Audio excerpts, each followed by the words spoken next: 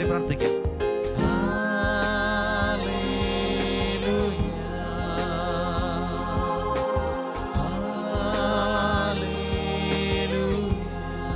യേശുവേ സ്തുതിച്ച് പ്രാർത്ഥിക്കാം. യേശുവേ നന്ദി കർത്താവേ, നന്ദി യേശുവേ സ്തോത്രം കർത്താവേ, നന്ദി ഹല്ലേലൂയ സ്തോത്രം കർത്താവേ, നന്ദി ആരാധന മഹത്വം കർത്താവേ, നന്ദി യേശുവേ സ്തുതി കർത്താവേ, ആരാധന ആരാധന ആരാധന ആരാധന ആരാധന ആരാധന ആരാധന ആരാധന ഹല്ലേലൂയ സ്തോത്രം കർത്താവേ, നന്ദി ദൈവമേ ആരാധന മഹത്വം കർത്താവേ, നന്ദി ദൈവമേ സ്തോത്രം കർത്താവേ, നന്ദി യേശുവേ ആരാധന ആരാധന ആരാധന ആരാധന ആരാധന കർത്താവേ, നന്ദി ദൈവമേ ആരാധന മഹത്വം മഹത്വം മഹത്വം മഹത്വം മഹത്വം മഹത്വം മഹത്വം.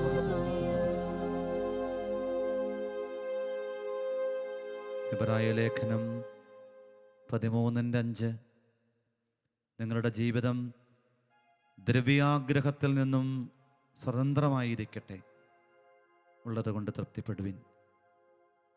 ദ്രവ്യാഗ്രഹമെന്ന മൂലപാപത്തിൽ നിന്നും വിടുതലിനായി പ്രാർത്ഥിച്ചുകൊണ്ട് പരിശുദ്ധ പരമ ദിവ്യകാരുണ്യത്തിന്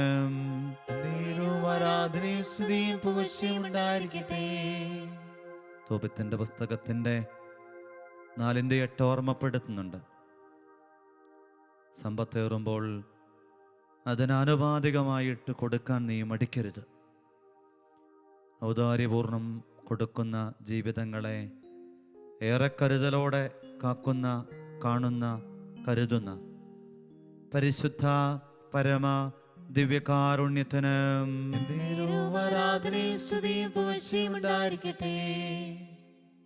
സ്വർഗം ഈ നോമ്പുകാലത്തിൻ്റെ 3-ാമത്തെ വെള്ളിയാഴ്ച ഞങ്ങളുടെ ജീവിതത്തിൽ നിന്നും മാറാൻ ആഗ്രഹിക്കുന്ന ഈ ബലഹീനതയെ, സ്വാർത്ഥതയുടെ കെട്ടുപാടിൽപ്പെട്ട് ഔദാര്യത്തിൻ്റെ നിലപാടുകളെ ഉപേക്ഷിച്ച് എത്തിപ്പെട്ട എല്ലാ ബലഹീനതകളെയും കുറവുകളെയും പരിഹരിക്കാൻ പ്രാർത്ഥിച്ചുകൊണ്ട് പരിശുദ്ധ പരമ ദിവ്യകാരുണ്യത്തിന്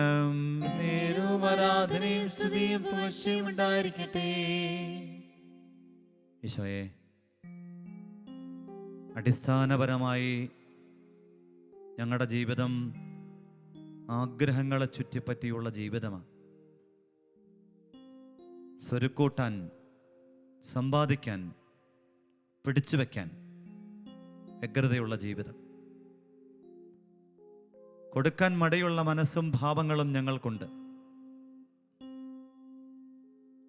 വിശുദ്ധരൊക്കെ ഈ ആഗ്രഹങ്ങളുടെ ലോകത്തെ അനുഗ്രഹങ്ങളുടേതാക്കി മാറ്റിയവരാ.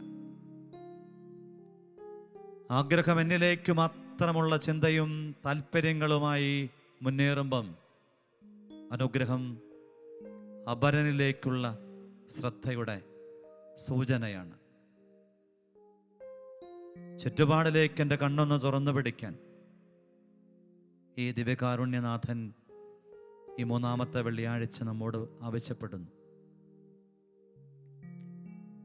എന്താ അത്? ദ്രവ്യാഗ്രഹം എന്ന പാപം. അപരൻ അവകാശപ്പെട്ടത് സ്വന്തമാക്കാനുള്ള എൻ്റെ താല്പര്യം, അപരൻ അവകാശപ്പെട്ടതിനെ എൻ്റേതാക്കി മാറ്റാനുള്ള എൻ്റെ താല്പര്യത്തിൻ്റെ മേഖലയിലേക്ക് കർത്താവേ കൃപയൊഴുകട്ടെ.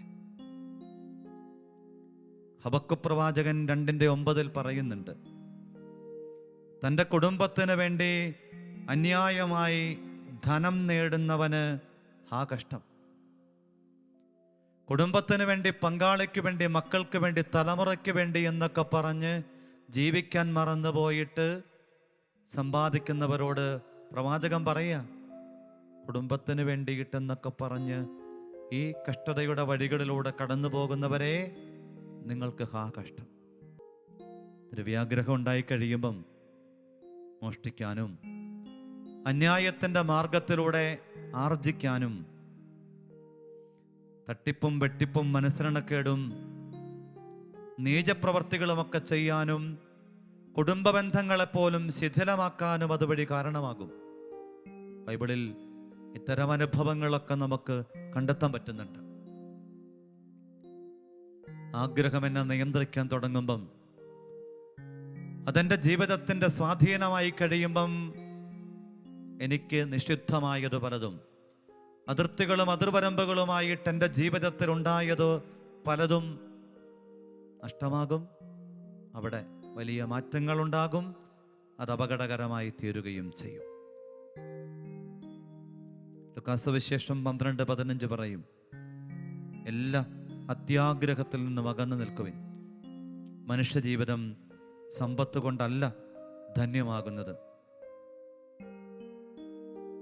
ഈ ലോക സമ്പത്തിനേക്കാളും ഈ ലോകത്തിലെ ബന്ധങ്ങളെക്കാളും ഈശോയെ അങ്ങേ ഞാൻ സ്നേഹിക്കുന്നു. ഹൃദയപൂർവ്വം നമുക്ക് ഈശോയോട് പറയാം, എല്ലാറ്റിലും ഉപരി ഞാൻ അങ്ങേ സ്നേഹിക്കുന്നു. സമ്പത്ത് ജീവിതത്തിന് ആവശ്യമാണ്. സമ്പത്തുണ്ട് എന്നതല്ല, അതിൻ്റെ ഉപയോഗത്തോടും അതിനോടുള്ള ആഭിമുഖ്യത്തോടുമുള്ള എൻ്റെ നിലപാടിലാണ് ഞാൻ തിരുത്തൽ വരുത്തേണ്ടത്. ദിവ്യകാരുണ്യത്തിലെ തമ്പുരാനെ നോക്കിയിട്ട് സ്നേഹപൂർവ്വം ഈശോയോട് പറഞ്ഞ്, ഈ ലോക സമ്പത്തിനേക്കാളും ബന്ധങ്ങളെക്കാളും ഉപരി ഈശോയെ ഞാൻ നിന്നെ സ്നേഹിക്കുന്നു. ഹൃദയപൂർവ്വം പ്രാർത്ഥിക്കാം. ഈ ലോക സമ്പത്തിനേക്കാൾ, ഈ ലോക ബന്ധങ്ങളേക്കാൾ, എല്ലാറ്റിലും ഉപരിയായി ഈശോയെ അങ്ങേ ഞാൻ സ്നേഹിക്കും. എല്ലാവരും ചേർന്ന് ഒരിക്കൽ കൂടെ.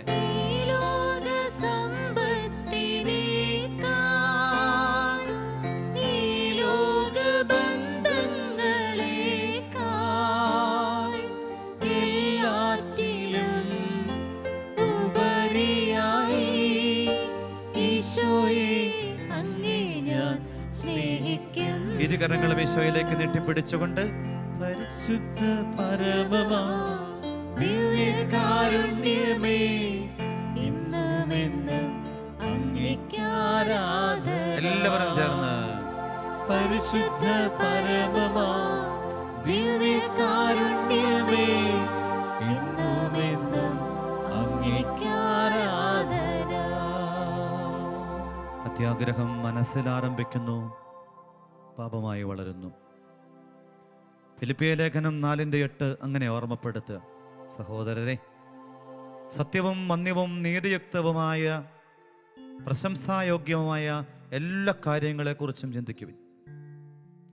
അത്യാഗ്രഹത്തിൻ്റെ എല്ലാ ബന്ധനങ്ങളിൽ നിന്നും അകന്നു നിൽക്കാൻ സത്യവും പ്രയോജനകരവും നീതിയുക്തവുമായ കാര്യങ്ങളെക്കുറിച്ച് ചിന്തിക്കുക. ഈ നോമ്പുകാലം സദ്ഭാവനയുടെ കാലമായി മാറ്റാം. സഭയുടെ മതബോധന ഗ്രന്ഥം 2547 നമ്മെ ഇങ്ങനെ ഓർമ്മപ്പെടുത്തുന്നുണ്ട്. കർത്താവ് സമ്പന്നരെ ഓർത്ത് വിലപിക്കുന്നു, എന്തെന്നാൽ അവർ തങ്ങളുടെ വസ്തുവകകളുടെ സമൃദ്ധിയിൽ മാത്രം ശ്രദ്ധിക്കുന്നു. സമ്പത്തുള്ളത് കൊണ്ടല്ല, അവൻ്റെ ശ്രദ്ധ സമ്പത്തിൽ മാത്രം. കർത്താവേ, യുവദാസന്റെ ജീവിതം, ഭോഷനായ ധനികന്റെ ജീവിതം ഞങ്ങൾക്ക് മുമ്പിൽ വലിയ പാഠമാണ്. എന്നാൽ വ്യത്യാസപ്പെട്ട നിലപാടിൻ്റെ പാഠം 2 മക്കബായർ പുസ്തകത്തിലെ 7-ാമത്തെ അധ്യായത്തിൽ 7 മക്കളെ കുരുതി കൊടുക്കുന്നൊരമ്മ അവസാനത്തെ മകനെയും സമ്പത്തും സ്ഥാനമാനങ്ങളും ഒക്കെ കൊടുത്ത് പ്രലോഭിപ്പിക്കുമ്പം അവൻ്റെ അരികിലേക്ക് ചേർന്ന് നിന്നിട്ട് അവരുടെ നാടൻ ഭാഷയിൽ ഈ അമ്മ അവന് ബലം കൊടുക്കുകയാണ്. തല പോയാലും നിൻ്റെ സഹോദരന്മാരുടെ വഴിയിലൂടെ പോകണമെന്ന് ആ ഇളയ മകനെ ധൈര്യപ്പെടുത്തി അമ്മ ബലപ്പെടുത്തി വിടുകയാണ്. കർത്താവേ, ഞങ്ങളും പ്രാർത്ഥിക്കുകയാണ്, തിരുഹിതം പോലെ ഞങ്ങളെ നടത്തണേ. ഞങ്ങളുടെ ഇഷ്ടമല്ല, കുരിശിൻ്റെ വെരിമാറിലും ഗത്സമനിയിലെ പ്രാർത്ഥനയിലും തൻ്റെ പരസ്യ ജീവിതത്തിൻ്റെ ഓരോ ചുവടിലും തമ്പുരാൻ നെഞ്ചിലേറ്റി നടന്ന പ്രാർത്ഥനയാണിത്. ദൈവത്തെ കണ്ടും ആ സാന്നിധ്യത്തെ അറിഞ്ഞും ദൈവത്തെ മഹത്വപ്പെടുത്തിയിട്ടും സകല അത്ഭുതങ്ങളും പ്രവർത്തിച്ചവൻ എന്നോടും നിങ്ങളോടും പറയുന്നുണ്ട്, നിന്റെ കണക്ക് കൂട്ടലുകളും ആഗ്രഹത്തിൻ്റെയും ആർത്തിയുടെയും അത്യാഗ്രഹത്തിൻ്റെയും നിലപാടുകളും വൾത്താരയിൽ ചേർത്ത് വെച്ചുകൊണ്ട് ഈശോട് നിന്ന് പറഞ്ഞ് കരങ്ങൾ തുറന്നു പിടിച്ച് നിന്റെ ഹിതം പോലെ എന്നെ നീ ഒന്ന് നടത്തിക്കേ. പ്രാർത്ഥനയോടെ നിന്റെ ഹിതം പോലെ എന്നെ നിത്യം നടത്തിയിടണമേ. നിന്റെ ഹിതം പോലെ എന്നെ നിത്യം നടത്തിയിടണമേ. എന്റെ ഹിതം പോലെയല്ലേ എൻ പിതാവേ, എൻ യഹോവേ. നിന്റെ ഹിതം പോലെ എന്നെ നിത്യം നടത്തിയിടണമേ. നിത്യസ്തുതിക്ക് യോഗ്യമായ പരിശുദ്ധ പരമദിവ്യകാരുണ്യത്തിന് നേരവും ആരാധനയും സ്തുതിയും പുകഴ്ചയും ഉണ്ടായിരിക്കട്ടെ. അത്യാഗ്രഹത്തിനെതിരാണ് ഔദാര്യം. ഔദാര്യപൂർവ്വം കൊടുക്കുന്നവനെ ഔദാര്യപൂർവ്വം കാണുന്നൊരു തമ്പുരാനുണ്ട്. കർത്താവേ, ഒന്നും പ്രതീക്ഷിക്കാതെ തിരിച്ചു കിട്ടില്ലെന്ന് ഉറപ്പുള്ളിടത്ത് നിക്ഷേപിക്കുന്ന ഒരു ചൈതന്യം ഈശോ ആവർത്തിച്ചു പഠിപ്പിച്ചു. നീ ഒരു സദ്യയോ കല്യാണ വിരുന്നോ ആഘോഷമോ ഒരുക്കുമ്പം നിന്നെ തിരികെ വിളിക്കുമെന്നുള്ളവൻ്റെ കണക്കെടുക്കാതെ ഒരിക്കലും ഒരു പാഴ്പുഞ്ചിരി കൊണ്ട് പോലും നിനക്ക് പ്രതിഫലമേകാനാവില്ലെന്ന ജീവിതങ്ങൾക്ക് വേണ്ടിയിട്ട് ഒന്നൊരുക്കാൻ പറ്റുമോ? അന്ത്യവിധിയുടെ മാനങ്ങളെ നമ്മൾ ധ്യാനമാക്കുമ്പോഴും കാണുന്നത് ഞാൻ വിശക്കുന്നവനും ദാഹിക്കുന്നവനും നഗ്നനും കാരാഗ്രഹത്തിലുള്ളവനും പരദേശിയുമൊക്കെ ആയിരുന്നപ്പം, രോഗപീഠകൾ കൊണ്ട് വലഞ്ഞപ്പം എൻ്റെ അരുകിലേക്ക് നീ കടന്നു വന്നത് ഓർക്കുന്നു. അതാണ് നിന്റെ സ്വർഗത്തിലെ വിലയുള്ളവനാകാൻ, വിലയുള്ളവളാകാൻ കാരണമായത്. ചെറിയവരിൽ ഒരുവന് ചെയ്തപ്പം എനിക്ക് ചെയ്തു. മത്തായി സുവിശേഷം 10:8 ഓർമ്മപ്പെടുത്തുന്നുണ്ട്, ദാനമായി കിട്ടി ദാനമായി ഇട്ട് കൊടുക്കണം. ഒക്കെ ദാനമാണ് പ്രിയപ്പെട്ടവരെ. സുഭാഷിതം 19:17 നമ്മളോട് എങ്ങനെയാ പറയണേ? ദരിദ്രനോട് ദയ കാണിക്കുന്നവൻ കർത്താവിന് കടം കൊടുക്കുന്നു, അവിടുന്ന് കടം വിട്ടു. ഏതെങ്കിലും ഒരു അർഹതപ്പെട്ടവന്റെ ജീവിതത്തിലേക്ക് നമ്മൾ എന്തെങ്കിലും ഒന്ന് കൈനീട്ടി കൊടുക്കുമ്പം അവൻ പറയുക, കർത്താവിനാ കടം കൊടുക്കണേ. ഏറ്റവും സമ്പന്നനായ നമ്മുടെ തമ്പുരാൻ ഒക്കെ വീട്ടിക്കൊള്ളും. ഫ്രാൻസിസ് മാർപ്പാപ്പ നമ്മളെ പഠിപ്പിക്കുന്നുണ്ട്, നോമ്പുകാലത്ത് നീ ദാനം ചെയ്യുമ്പം, ഒരു ഭിക്ഷക്കാരന് ഒരു നാണയം കൊടുക്കുമ്പം അവൻ്റെ കണ്ണിലേക്ക് കരുണയോടെ നോക്കണം. സാധ്യമെങ്കിൽ അവൻ്റെ കരങ്ങളിൽ സ്പർശിച്ചുകൊണ്ട് കൊടുക്കണം. കോവിഡിന് മുമ്പ് മാർപ്പാപ്പ ഓർമ്മപ്പെടുത്തിയത്, അവൻ്റെ കണ്ണിലേക്ക് സ്നേഹപൂർവ്വം കരുണയോടെ നീ ഒന്ന് നോക്കണം, അവൻ്റെ കരത്തിൽ നീ ഒന്ന് സ്പർശിക്കണം. കർത്താവേ, ഞങ്ങളും നിന്റെ മുമ്പിൽ ഈ ജീവിതാനുഭവങ്ങളെ മുഴുവൻ ചേർത്ത് വയ്ക്കുന്നു. തോബിത്തിന്റെ പുസ്തകം 4:16 പറയുന്നുണ്ട്, വിശക്കുന്നവനുമായി നിന്റെ അപ്പം പങ്കിടണം, നഗ്നനുമായി നിന്റെ വസ്ത്രവും ദാനം ചെയ്യണം. ദാനധർമ്മം മടികൂടാതെ ചെയ്യാൻ തോബിത്തിന്റെ പുസ്തകം പറയും. പ്രഭാഷകൻ 3:30 പറയുന്നുണ്ട്, ജലം ജ്വലിക്കുന്ന അഗ്നിയെ കെടുത്തും പോലെ ദാനധർമ്മം പാപത്തിന് പരിഹാരമായി മാറും. തീയിൽ വെള്ളമൊഴിക്കണ പോലെ എൻ്റെ ജീവിതത്തിൻ്റെ കഴിഞ്ഞ നാളുകളിൽ എവിടെയെങ്കിലുമൊക്കെ അപകടകരമായിട്ടും അനുഗ്രഹവിരുദ്ധമായിട്ടും എനിക്ക് സംഭവിച്ച ദുരിതങ്ങളെ, കഷ്ടതകളെ, നഷ്ടങ്ങളെ നികത്താൻ ഇതാ ഈ നോമ്പിൻ്റെ 3-ാമത്തെ വെള്ളിയാഴ്ച ഈശോ നമ്മളെ ചേർത്ത് പിടിച്ചുകൊണ്ട് പറയുക, ഔദാര്യപൂർവ്വം കൊടുക്ക്, കണക്കില്ലാതെ കൊടുക്ക്. കർത്താവേ, പലപ്പോഴും ഞങ്ങൾ വല്ലാണ്ട് കണക്കിൽപ്പെട്ടു പോകുന്നവർ, ഞങ്ങളിങ്ങനെ ജീവിതത്തിൽ കൊടുത്താൽ കുറയുമെന്ന് കരുതുന്നവർ, പ്രഭാഷകൻ 29:12 പറയുന്നുണ്ട്, ദാനധർമ്മമായിരിക്കട്ടെ നിന്റെ ജീവിതത്തിൻ്റെ അനുഗ്രഹീതമായ നിലപാട്. അത് നിന്നെ എല്ലാ തിന്മയിൽ നിന്നും രക്ഷിക്കാനിടയാവും. തിരുസന്നിധിയിൽ യേശുവോട് പറയാം, ക്രൂശിതനോട് പ്രാർത്ഥിക്കാം. ഹൃദയം തകർന്നൊരു നാൾ, യേശുവേ നിന്നെ ഞാൻ വിളിക്കുക. ഇതിനു വേണ്ടി ഈ നോമ്പിൻ്റെ 3-ാമത്തെ ആഴ്ച ഞാൻ ഈ ലോകത്തിൻ്റെ ധ്യാനവുമായിട്ട്, സമ്പത്തിലൊടക്കിയ ജീവിതവുമായിട്ട്, കണക്കുകൂട്ടലിൽ കുടുങ്ങിപ്പോയ ചില അനുഭവങ്ങളുമായിട്ട് ഭാരപ്പെട്ട് വല്ലാണ്ട് കുഴങ്ങി എങ്ങിഞ്ഞരങ്ങിയൊക്കെ നീങ്ങിപ്പോകുമ്പം ക്രൂശിതൻ മുമ്പേ നടന്നു നീങ്ങിയവൻ എന്നോടും നിങ്ങളോടും പറയാണ്, ഹൃദയം തകർന്നു പിടിച്ചാൽ ആ തമ്പുരാൻ, ഈ ദിവ്യകാരുണ്യത്തിലെ നാഥൻ, എനിക്കായിട്ട് കുരിശിൽ മരിച്ചവൻ. അത് തെരേസ പറയുന്നുണ്ടല്ലോ, കുരിശിലേക്ക് നോക്കുമ്പം ക്രൂശിതനെ എനിക്ക് വേണ്ടി മരിച്ചവനെ ഞാൻ ഓർമ്മിക്കുന്നു. ദിവ്യകാരുണ്യത്തിലേക്ക് നോക്കുമ്പം ഇന്നും എനിക്ക് വേണ്ടി കൂടെ ജീവിച്ചായിരിക്കുന്നവനെ ഓർമ്മിക്കുന്നു. കുരിശും കുർബാനയും എൻ്റെ ഹൃദയത്തിൻ്റെ ഭാഗമാകാൻ, ഔദാര്യപൂർവ്വം കൊടുക്കുന്ന മനസ്സിലേക്ക്, പിടിച്ചു വെക്കുന്ന മനോഭാവത്തിൽ നിന്ന് ചുവടുമാറ്റിയിട്ട് ദൈവത്തിൻ്റെ കൃപാഭിഷേകത്തിലേക്ക് എത്താൻ വേണ്ടിയുള്ള ആഗ്രഹത്തിൻ്റെ പ്രാർത്ഥനകളെല്ലാം ഈ തിരുസന്നിധാനത്തോട് ചേർത്ത് നമുക്ക് പാടാം, പ്രാർത്ഥിക്കാം.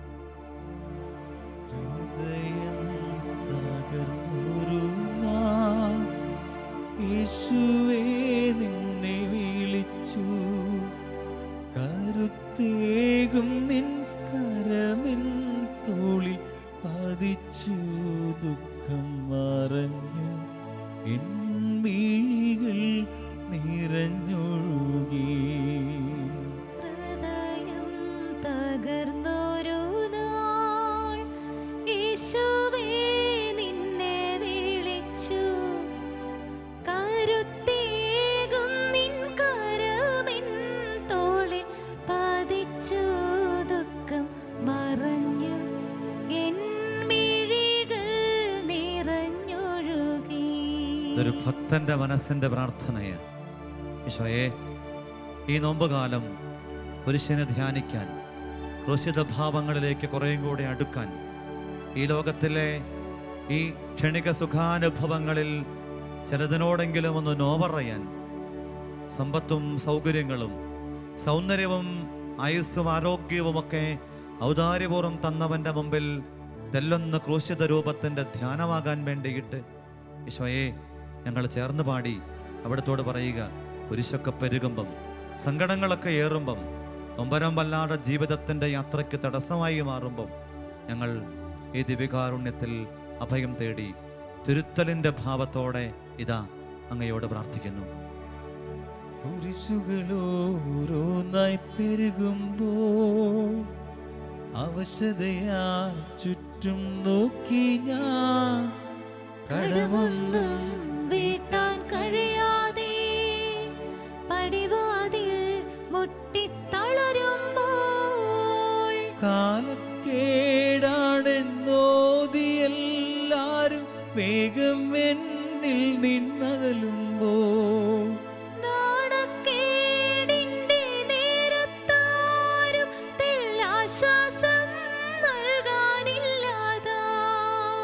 ക്രൂശിലേക്കൊന്നു നോക്കി ഞാൻ, ഹൃദയം തകർന്നൊരു നാൾ, യേശുവേ നിന്നെ വിളിച്ചു, കരുത്തേകും നിൻ കരമിൻ തോളിൽ പതിച്ചു, ദുഃഖം മറഞ്ഞു എൻ മിഴികൾ നിറഞ്ഞൊഴുകി. ദൈവമായിരുന്നിട്ടും ആ സമാനത നിലനിർത്തേണ്ട ഒരു കാര്യമായിട്ട് പരിഗണിക്കാതെ ശൂന്യനായവൻ ഈ അപ്പത്തിലൊപ്പം ഇരുന്നുകൊണ്ട് നമ്മളെ ഓർമ്മപ്പെടുത്തുന്നുണ്ട്. മോനെ മോളെ, കെട്ടുപാടുകളൊക്കെ അഴിക്കാൻ യെശയ്യാ പ്രവചകൻ ഓർമ്മപ്പെടുത്തുന്നില്ലേ? നിന്റെ കെട്ടുകൾ അഴിക്കാനുള്ള കാലമാണ് നോമ്പ് കാലം. നിന്റെ ആഗ്രഹങ്ങളെയൊക്കെ ഇതെല്ലാം നടക്കാനുള്ള കാലമാണ് നോമ്പ് കാലം. ദൈവത്തിലേക്ക് നിന്റെ ചിന്തകളെ ഉയർത്താനുള്ള കാലമാണ് നോമ്പ് കാലം. നിന്റെ പണക്കിടികളെ മാറ്റിവെക്കാൻ,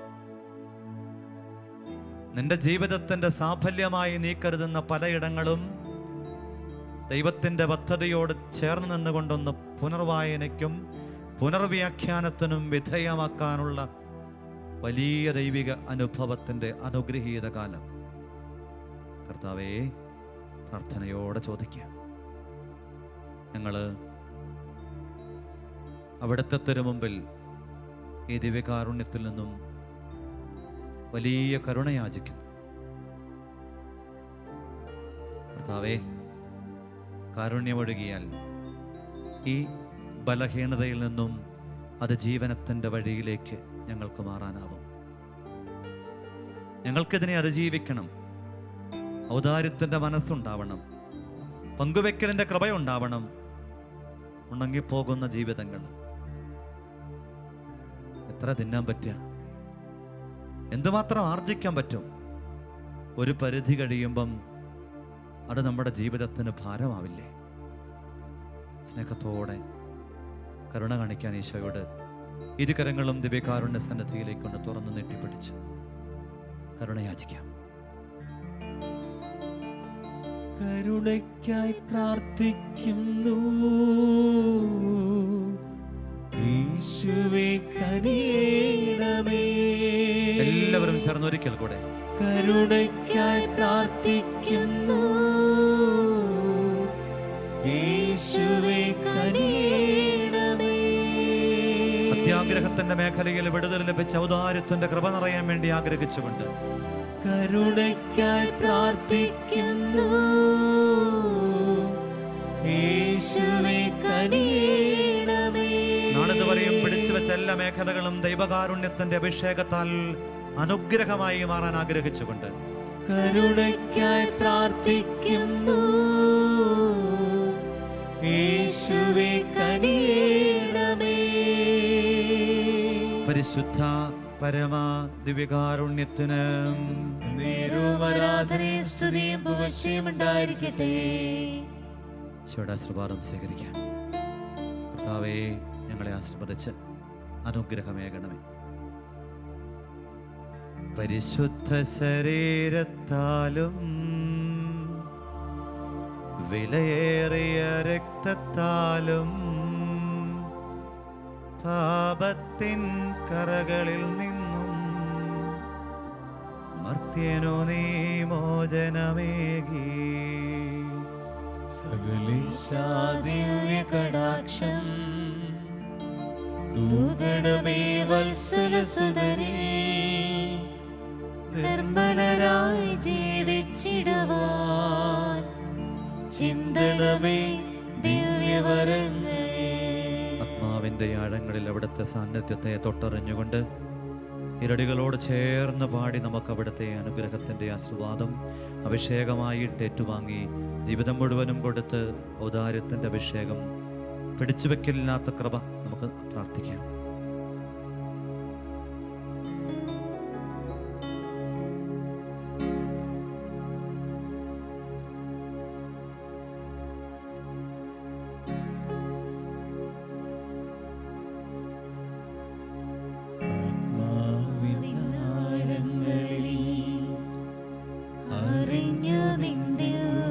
സ്നേഹം നിറഞ്ഞ തലോടലായി എന്നുമേശുവേ. മനസ്സിൻ ഭാരമെല്ലാം നിന്നോട് പങ്കുവച്ചു. മാറോടെന്നെ ചേർത്തടച്ചു. എന്തൊരാനന്ദം, എന്തൊരാനന്ദം. നിത്യസ്തുതിക്ക് യോഗ്യമായ പരിശുദ്ധ പരമ ദിവ്യകാരുണ്യത്തിന് ഉണ്ടായിരിക്കട്ടെ. ദ്രവ്യാഗ്രഹത്തിന്റെ മേഖലയിൽ നിന്നും വിടുതലിനായി പ്രാർത്ഥിച്ചുകൊണ്ട് പരിശുദ്ധ പരമ ദിവ്യകാരുണ്യത്തിന് നേരവും ആരാധനയും സ്തുതിയും പുകഴ്ചയും ഉണ്ടായിരിക്കട്ടെ. ഔദാര്യത്തിന്റെ വലിയ അഭിഷേകത്താൽ ഞങ്ങൾ നിറയാൻ ആഗ്രഹത്തോടെ പ്രാർത്ഥനയോടെ പരിശുദ്ധ പരമ ദിവ്യകാരുണ്യത്തിന് നേരവും ആരാധനയും സ്തുതിയും പുകഴ്ചയും ഉണ്ടായിരിക്കട്ടെ.